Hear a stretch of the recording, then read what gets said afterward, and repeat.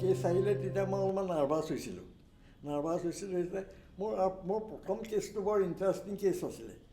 ইয়াত নাক কটা পুখুৰী আছে পাণবজাৰ, তাত আছাম গভৰ্ণমেণ্টে তেলেপিয়া মাছ, জাপানী মাছ এটা আছিলে তেলেপিয়া, কাৱৈ মাছৰ নিচিনা আমাৰ দীঘল, এই মাছটো মানে হেৰি কৰিছিলে, খেতি কৰিছিলে মানে কৰিছিলে।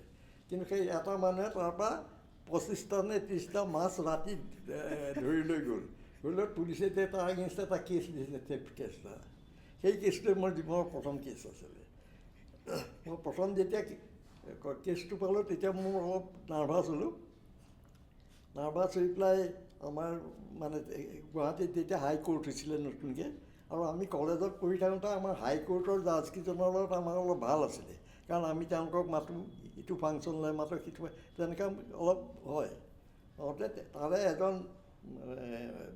সেই 3জন জাজ আছিলে, এজন চাহাব আছিলে আৰু বাকী 2জন, এজন আপোনাৰ আনডিভাইডেড ইণ্ডিয়াৰ কৰাচীৰ মানুহ আছিল, তেওঁ সিন্ধি মানুহ, আৰু এজন পাঞ্জাবী মানুহ আছিলে, আৰু এজন চাহাব আছিলে। এই পাঞ্জাবী মানুহজন তেতিয়া চিফ জাষ্টিছ হৈছিলে ইয়াত, ৰামলাভায়া নাম, জাষ্টিছ ৰামলাভায়া। গতিকে মই তেওঁৰ তালৈ গ'লোঁ, তেওঁক মই খুব ভালদৰে চিনি পাওঁ, গতিকে মই তেওঁৰ তালৈ গ'লোঁ। তেওঁ তেতিয়া মোক ক'লে, মই তোমাৰ প্ৰব্লেমটো বুজিছোঁ, তুমি একো চিন্তা নকৰিবা, কাৰণ তোমাৰ ল'টো একো নহয়, এইটো এটা ল' কমন চেন্স ক'ডিফাইড, বুজিছা, ল'ৰ কথাবিলাক কমন চেন্স। গতিকে তুমি দেখিবা, যেতিয়া কেছটো তুমি পঢ়িবা তেতিয়াই তুমি গম পাবা। আৰু সেই উকিলে তোমাক সহায় কৰিব নহয়, এজন উকিলে তাহাঁতৰ ফৰে ক'ব, এজনে এগেইনষ্টে ক'ব, গতিকে তেতিয়াই তুমি এইবিলাক ধৰিব পাৰিবা বুলি কৈ তেওঁ মোক চাহ খুৱাই পেলাই পঠিয়াই দিলে। তেনেকেই মোৰ মানে আৰম্ভ হ'ল। আমাক তেতিয়া ট্ৰেইনিং দিয়া হিচাপে এটা ট্ৰেইনিঙেই দিছিলে, যে সেই ছাৰ্ভে ছেটেলমেণ্ট ট্ৰেইনিং। গতিকে তেতিয়া মানে জালুকবাৰীত এখন ফিল্ড আছিলে ভিতৰৰ ফালে, এতিয়াতো আৰ্মিয়ে লৈ লৈ গৈছে, আছিলে, তাত তম্বু দি থাকিব লাগে, তম্বু কৰি দিয়ে, সৰু তম্বু কৰি দিয়ে, তাত গৈ পেলাই থাকিব লাগে 2.5 মাহ। তাৰে ACS 1বিলাকক 2.5 মাহ ট্ৰেইনিং দিয়ে, আৰু ACS 2বিলাকক 4 মাহ ট্ৰেইনিং দিয়ে। তাত আমি ছাৰ্ভে আৰু ছেটেলমেণ্টটো তাত শিকিব লাগে প্ৰেক্টিকেলি, সেইটোৰ বাহিৰে একো ট্ৰেইনিং নাছিল। তাৰমানে আপুনি কামত যোগ দিয়াৰ পৰাই গুৰু দায়িত্ব দিয়ে, কামত যোগ দিয়াৰ পিছৰ পৰাই আপুনি মানে গুৰুত্বপূৰ্ণ দায়িত্ব আপোনাক সকলোকে দিছিলে। হয়, আৰু আমি আপোনাৰ কিতাপখনৰ পৰা গম পাইছোঁ যে আপুনি বিষ্ণুৰাম মেধি, বিমলা প্ৰসাদ চলিহা, শৰৎ চন্দ্ৰ সিংহ, গোলাপ বৰবৰা, যোগেন্দ্ৰ নাথ হাজৰিকাৰ আৰু হিতেশ্বৰ শইকীয়া, এই 6জন মুখ্যমন্ত্ৰীৰ আপুনি সচিব আছিল, আৰু হিতেশ্বৰ শইকীয়াৰ আপুনি উপদেষ্টা আছিল। এই 6জন মুখ্যমন্ত্ৰীক আপুনি খুব ঘনিষ্ঠভাৱে পালে। এই মুখ্যমন্ত্ৰীসকলৰ নিশ্চয় প্ৰত্যেকৰে চিন্তা আৰু কামৰ ধৰণ বেলেগ আছিল। গতিকে আপুনি সেই ফালৰ পৰা, চিন্তা আৰু কামৰ ফালৰ পৰা, এই মুখ্যমন্ত্ৰীকেইজনৰ ভিতৰত কাক আপুনি অলপ ব্যতিক্ৰম বুলি ভাবে? কোনজন মুখ্যমন্ত্ৰীক আপুনি আনতকৈ অলপ ব্যতিক্ৰম আছিল বুলি ভাবে, বা তেওঁলোকৰ কামৰ ধৰণ কেনেকুৱা আছিল? আৰু সেইটো কোৱা টান, সেইটো কোৱা এইকাৰণে টান, এতিয়া কাৰণ আটাইকেইজন এতিয়া নাই, তেখেতসকল হ'ল, তেখেতসকলক এতিয়া মই কম্পেৰিজন কৰাটো বৰ মই ফেয়াৰ নহ'ব বুলি ভাবোঁ নিজে। কিন্তু প্ৰত্যেকৰে একোটা বিশিষ্ট আছিলে, এইটো ক'ব লাগিব। কাৰণ এতিয়া মেধি বৰ চোকা মানুহ আছিলে, আৰু মেধিয়ে মানে ফাইলৰ কাগজ এখনো পেলাই নথয়, চব ডিছপ'জ অফ কৰে, আৰু তেওঁৰ ডিচিশ্যনবিলাক একদম ষ্ট্ৰেইট ডিচিশ্যন হয়, তেনেকুৱা আছিলে তেওঁ। গতিকে তেওঁৰ লগত কাম কৰিবলৈ সেইকাৰণে সেইটো খুব ভাল। আৰু তেওঁ কাগজ পত্ৰ একো পেলাই নথয়, আৰু যেতিয়া দিল্লীৰ মিটিং টিটিঙলৈ যায়, একে ৱেল প্ৰিপেয়াৰ্ড হৈ পেলাই যায়, তেনেকৈ যায়। চলিহা অলপ দিগদাৰ আছিলে, চলিহা তেখেত অলপ এলেহুৱা আছিলে, তেখেতে ফাইলৰ কাম চাম কৰি ভাল নাপাইছিলে, গতিকে তেতিয়া অলপমান প্ৰব্লেম হয়। আৰু দ্বিতীয় চলিহা আটাইতকৈ ডাঙৰ কথা হ'ল কি, তেখেতে মুখ্যমন্ত্ৰী হোৱাৰ অলপ দিনৰ পিছতে বেমাৰ হ'ল তেখেতৰ। এই বেমাৰটোৱে মানে বৰ কিতাপখন দেখিছোঁ, বহুত মোক অসুবিধাটো পেলাইছিল। আকৌ শৰৎ সিংহতো বেলেগ মানুহ, আৰু শৰৎ সিংহৰ মানে গোটেই আইডিয়াবিলাক বৰ ৰিভলিউচনেৰী আইডিয়াত আছিলে। তাৰপিছত গোলাপ বৰবৰা আকৌ বেলেগ ধৰণৰ মানুহ আছিলে।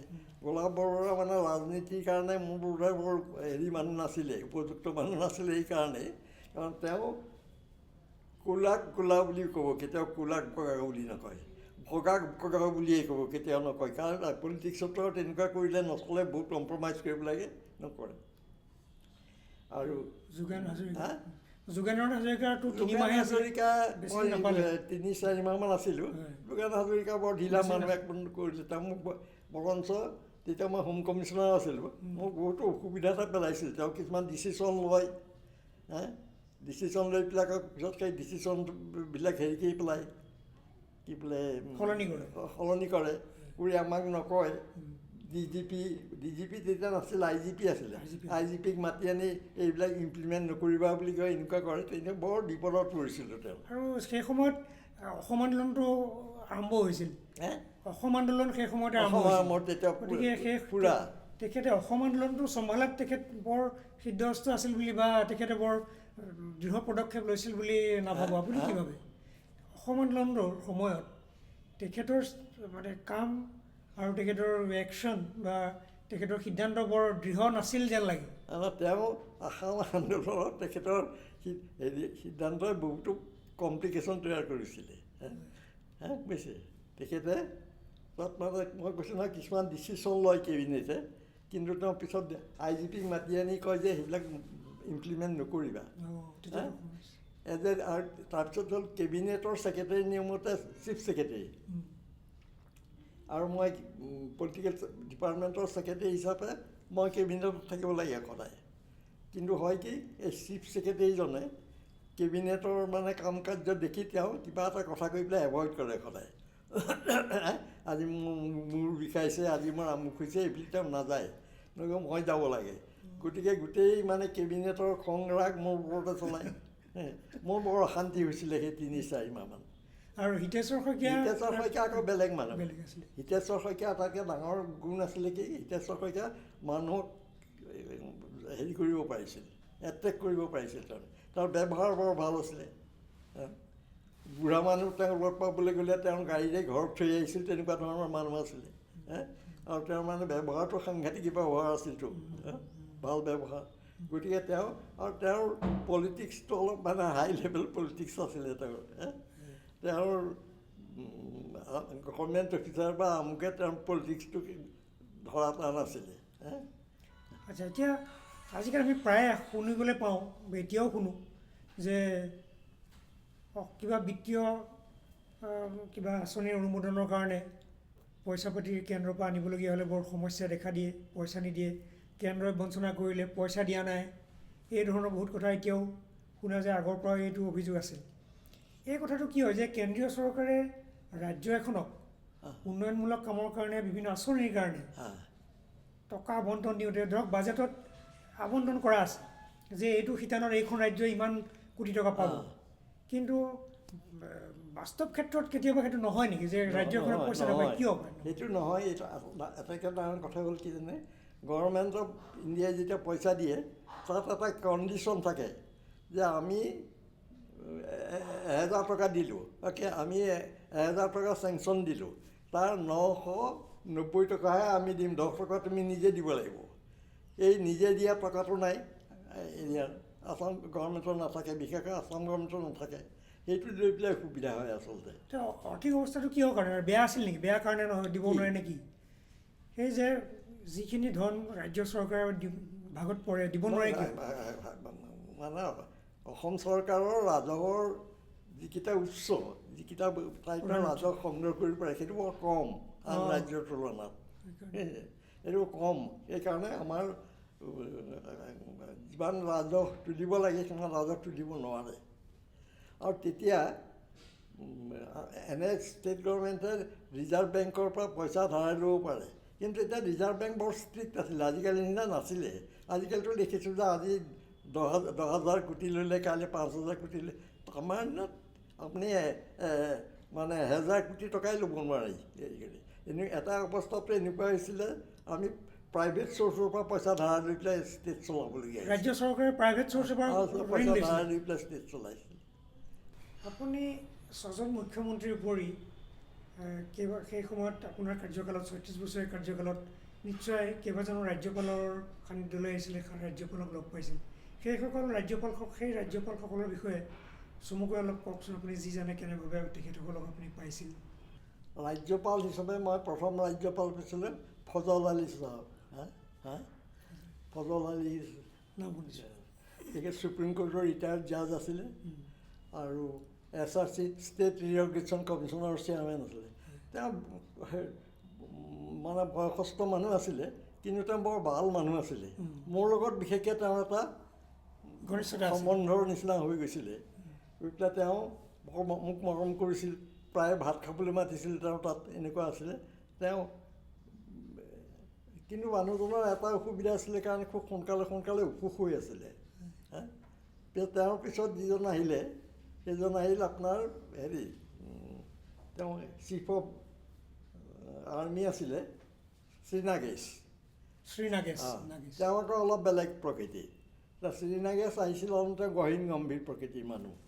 তেওঁ ৰিজাৰ্ভৰ গতিকে তেওঁক মই বেছিদিন নাপালোঁ, কাৰণ তেওঁ থাকোঁতে মই চিফ মিনিষ্টাৰ ছেক্ৰেটেৰিয়েটৰ পৰা বদলি হৈ গ'লোঁ। অৱশ্যে বাকী যিকেইটা এছাইনমেণ্টত মই আছিলোঁ তাত গভৰ্ণৰক লগ কৰাৰ বৰ হেৰি নাছিলে। পিছত আকৌ যেতিয়া হোম কমিশ্যনাৰ হ'লোঁ, প্ৰেচিডেঞ্চি হ'ল, তেতিয়া গভৰ্ণৰৰ লগত মোৰ খুব সঘনে লগ পোৱা হ'লোঁ। তেতিয়া মই বিশেষকৈ প্ৰেচিডেঞ্চি ৰুলত ইয়াত LP সিং বোলা আগৰ home minister home secretary government of ইণ্ডিয়াৰ তেওঁ আছিলে। তেওঁক মই খুব ওচৰৰ পৰা পাইছিলোঁ আৰু তেওঁ সাংঘাতিক চোকা মানুহ আছিলে, কিন্তু এইটো ক'ব লাগিব।